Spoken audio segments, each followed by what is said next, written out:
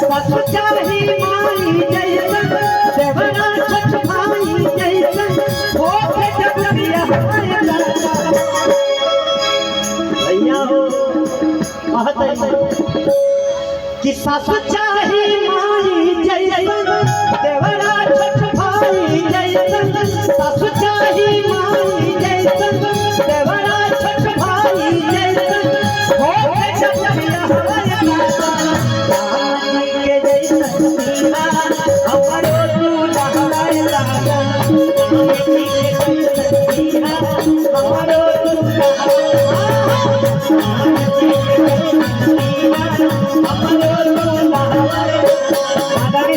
आदरणीय श्रीधर बाबा आज बनी बहुत बहुत स्वागत है।